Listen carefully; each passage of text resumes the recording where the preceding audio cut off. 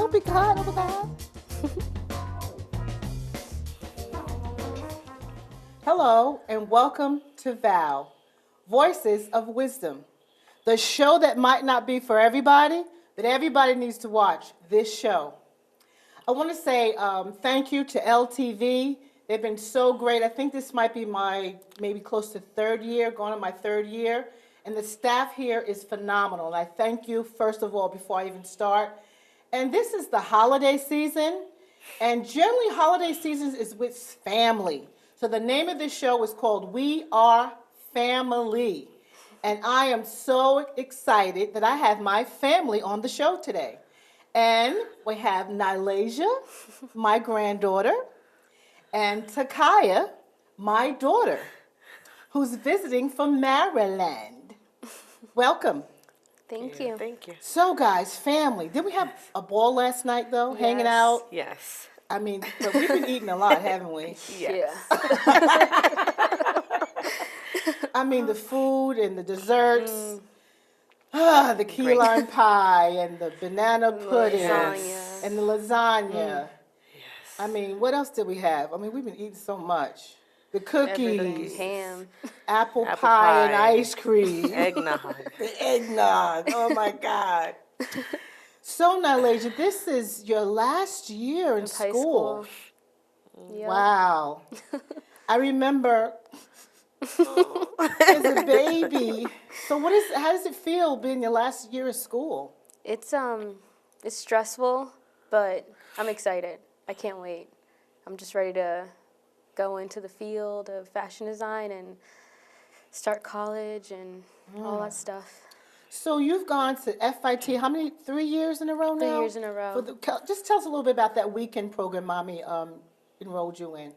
So I go to the pre-college courses at FIT in New York City on usually Saturdays or Sundays. They're about 3 hours, and they pretty much just immerse you in like all of the techniques and the fields that you need to be in. They have teachers that are actually teachers in FIT, and they teach you everything you need to know. I think I've done, the first class was at the beginning to drawing, the second was advanced drawing, and the third was draping, and the fourth was sewing, and then I just finished my portfolio class. How exciting is that? It's exciting. And that's been some like hands-on.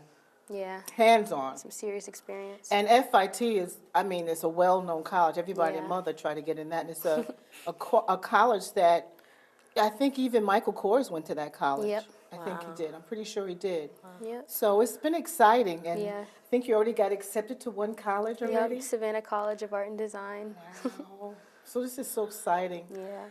How do you think it's going to feel leaving home? Or It's going to be a big adjustment, not seeing my family every day, but I think I'll be able to you handle it? handle it. So, and you haven't seen Auntie. We haven't seen Auntie since what? Last summer. Sweet Last 16. summer to Sweet 16. Yes. So, how's it feel being home, Auntie? Exciting. It's great. It's good to be home always to see my family. And you were born and raised here in Southampton. Born and raised in Southampton. Yep. 30 years spent in Southampton. So it's great always to come home and see people. And then you moved away. Yes, now I live in Maryland. I live in Gaithersburg, Maryland, and been in Gaithersburg for 3 years, but been in Maryland for 6 years.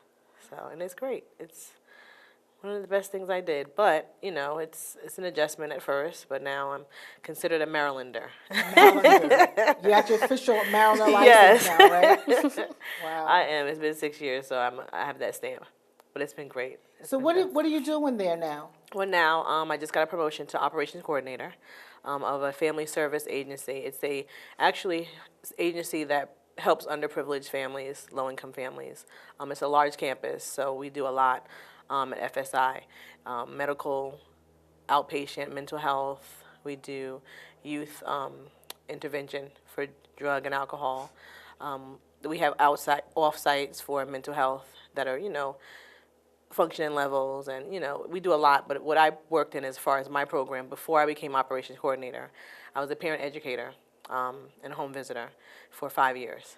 And what I did was I go into homes, and I actually would be on the floor with the children, 0 to 3 year olds, and teach them child development skills and actually get them school ready, and work with the parents. They needed also help with life skills, whether it's getting their license or getting a job, but it was hands-on, case management as well, but mostly child development is what we focus on. Delays, whether it's autism or ADHD or any developmental skills or developmental issues that we saw at that age, we caught by doing screenings. And I loved it. I love it. From time to time I go see them, upstairs in the Child Development Center when they're there. So I love what I do. So what is it like living in Maryland opposed to living in Southampton? Is it the same? Is it different?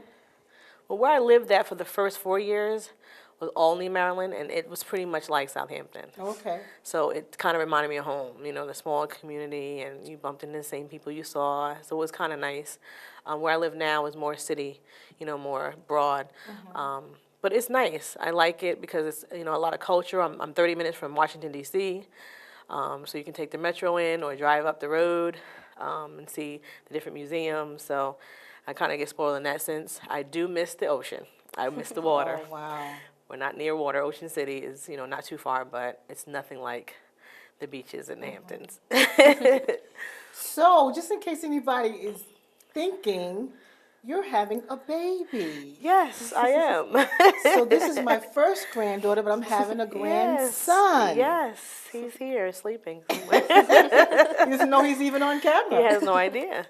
So how does that feel? Is that exciting? It is very exciting. Being a mommy? Yes, it is. I mean, being on the other side of teaching parents how to parent, and now me being on the other side of this and remembering what I taught, but also, everybody's not perfect, so you're going to make mistakes, and embracing that, knowing that I'm going to definitely fall short at some point, but taking what I've already learned and putting it into action is very exciting. And me and my fiance are just, every day is something new. It's something new. We learn from each other, but we learn, and just pray that we're going to be great parents. Now, Nylejah, you just had a health project. A health project. Tell us a little about your health project in connection with Auntie having this baby. Well, we were given a 4-pound bag of sugar, and we had to put a diaper on it and pretty much carry it around for 2 weeks. Make sure that we didn't drop it or have any abrasions in the sugar bag. And in the end, we had to check out the weight to make sure that it was as close to 4 pounds as possible. And there were some people that, the sugar was just all over the floor. Really? Yeah.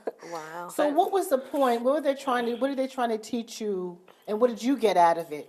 I think they're mainly trying to teach you that when you have a child, there's a lot of things that you have to sacrifice. Like, I know with me, I have a backpack, and then I had a bunch of bags in my arms, and still trying to carry the sugar baby and not drop it, and being in the car with it and making sure that it was always, on my person and not, dropped or on the floor, just rolled around, because you can't do that with a baby. No, So. I don't think so. That would be a good thing. But yeah, it was pretty cool. That was the other thing. My health teacher was pretty much surveying the hallways, and if you didn't have your baby, you got points off. Wow. So it was a good project. So I think probably what they're also teaching especially young people in school, about the responsibility, Yeah, and how responsibility. maybe connected with that about, how can we say, Being safer.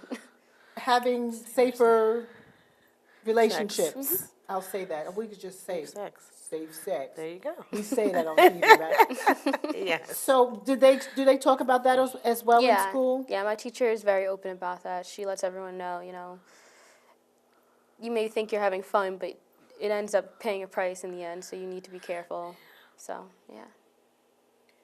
So is this something that was always taught in school, you think, or is it more so now because feel like they need to do that because they have kids that are not having safe sex? Yeah. I think that's something that was done in school. I think, did you say that you did something similar? It was something similar when it wasn't the 4-pound bag of sugar, but it was, I believe it was an egg. Yeah. It was an egg. We did that. But I don't think it's so prominent because a lot of schools have picked up across the country. Yeah. And they have the battery operated. Yeah, I'm baby. getting that one in January. And I think that's awesome. Yeah. definitely needed. A lot of work, It's but definitely, yeah. it's a lot of work, but it's a good experience. Yeah, I think good the high rate of teen moms lately has brought a little more awareness into the health classes, so I think it's a little more popular now than back in the day. There's something else I want to talk about is raising children. Now, I've had the awesome pleasure and challenge. And first, we got to give a shout out. Where's my camera? We got to give a shout out to Tiana. Hey, Sissy. And that's Nylejah's mom. Unfortunately, she had to work today. I had the pleasure and the challenge of raising two children. And what do you think are some of the you can home in this too. You don't have children yet, but what do you think is some of the most important things to teach a child? Well, just coming back from what you taught us, growing up is family. Like, I mean, the name of the show, the importance of family. But most of all, just the imperfections, being just straight up with each other. You were very straight up with us, and really raising up, like it says, raise up a child in the way they should go. And when they get old, they won't depart. You raise us up, and things weren't always perfect, but you did an awesome job. And you raised us up in church. We knew about God, and we knew about prayer, and as much as we ran amok. I plead the fifth on a lot. Think about it. No, it's around. We went we strayed away and did whatever, but we still were grounded, and people knew, even in the neighborhood, Brenda Simmons didn't play. Cause, no, and it was a good thing because, as much as you think you know everything as a child growing up, when you get older, and you start to have your own family, you appreciate the things that were taught to you, and you can instill into your family and your kids. And you never know when it comes up. You look at yourself as like, oh my God, I sound like my mom, and it's not bad. So I think one of the main things that I really instilled that I can remember is respect. yes. And Nylejah, you want to comment on this a little bit? What do Yeah. you think are some of the things that's important that you've learned, that Mommy learned, that probably passed on from me to you, and other things? I think Mommy did an awesome job. She's Yeah. done an Yes. awesome, yay, Mommy! She's done an awesome job with Yeah. you. A lot of sacrifices. So tell me some of the things you think that, is important that you've gotten from, Mommy raising you. I think the two main things are love and discipline. There's definitely a big line in between them, a very fine line, but I think when they're used in like equal proportions, that's what really helps a child grow into like a respectable, child. That's awesome. Yeah. love And Yeah. discipline. and discipline. Yep. Wow. And how is it as you're 17, some of the things that was challenging to you that you probably didn't understand, and you probably can talk about this too, some of the things, because I was kind of a stern mom, Discipline. disciplined mom, and there were times where it was hard for me, and you'll probably end up finding this out, and why I'm getting ready to cry already. This is so crazy. Aww. That there were hard times when you had to say and do things that was hard to do. You had to say no to certain things, and you couldn't go someplace, because I remember so many times, well, so and so's going, and I have to say no. So I mean, you've dealt with that too, sometime where the punishment is they come. So how was that during the time, and how do you look about it now when you reflect on it? How does that look to you? At the beginning, you're going through it, but now looking back as being older and adults. Oh, I hated it. I hated You it. hated it. yeah. I mean, Just it really was straight up. Oh my God, my friends would say sometimes, well, ask your mom. Oh yeah, she's gonna say no.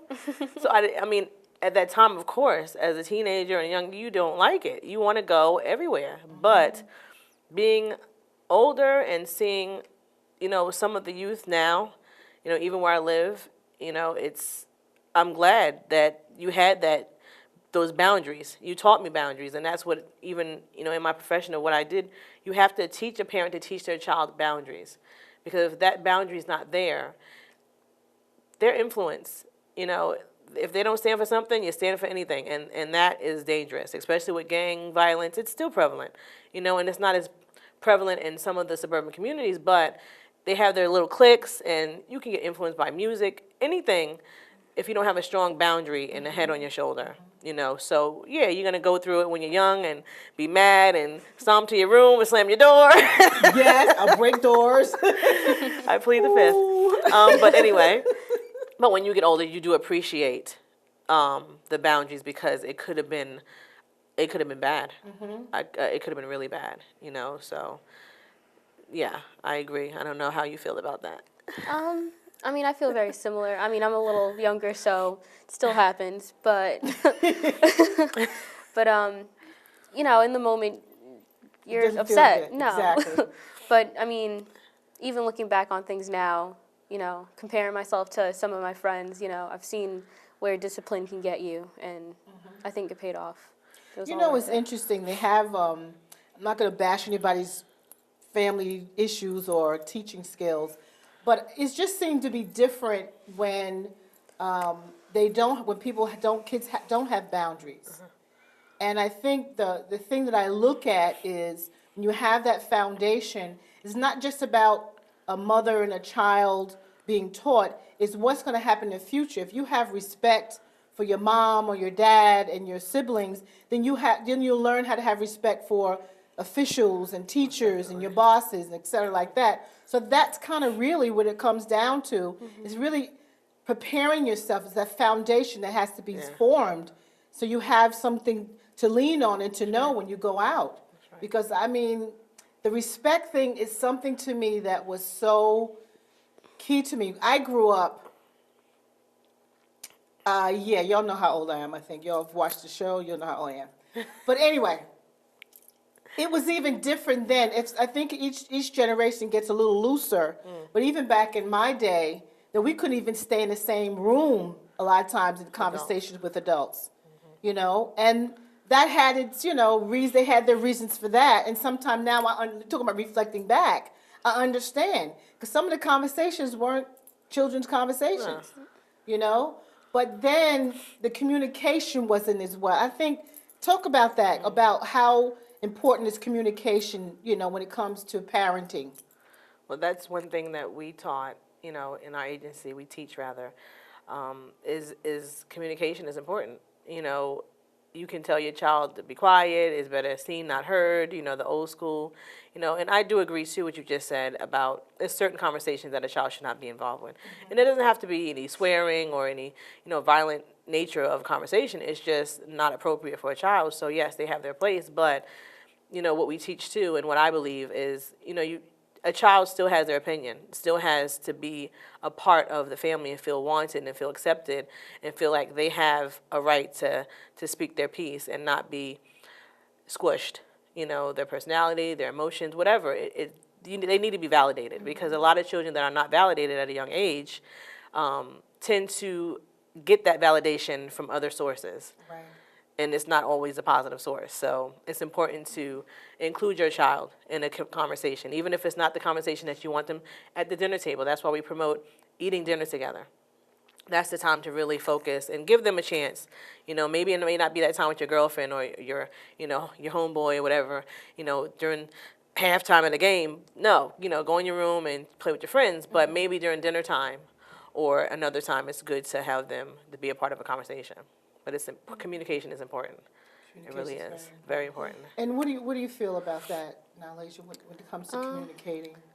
I think it's good for both parties to communicate how they feel, because, you know, if the parent doesn't understand what the child's feeling, then, I mean, you can't really discipline them. I mean, you can, but you need to understand, you know, where they're coming from. And the parent, you know, you can't just, like, scream at the child and not understand that maybe they're feeling a certain way about something. So I think it's just communication you need to understand from both sides. And, you know, I think the challenge with communication, too, is, you know, both parties sometimes could shut down. Yep. And then you don't know what's going on. Yeah. And then a lot of times we get to a point we're assuming. We're trying to figure out what's going on. And then we're maybe not assuming. So being open to having that communication is key. But it's so funny because I remember having that. That's how it was in our family when I was raising you and Tiana.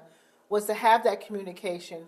But it was times where it's like you didn't want to hear. Sometimes you didn't want to hear it, or either way, you didn't want to hear what I had to say, and I didn't want to hear what you said. But you had to have that open communication. Sometimes you just didn't agree. Yeah. You know, but then, you know, that whole, you know, well, I'm the mother thing, and that kind of was like, you know, you had to find the balance with that as well, you know. But I think we all kind of turned out okay. Yeah, because I don't even think that stops. You know, you're not always going to agree, even when you're adult. You're That's talking true. to your adult mom. That's true. You know, That's true. but you have to agree to disagree, and know that it's coming with the best intentions. You know, and with love and with caring, and you're gonna have to do this one day.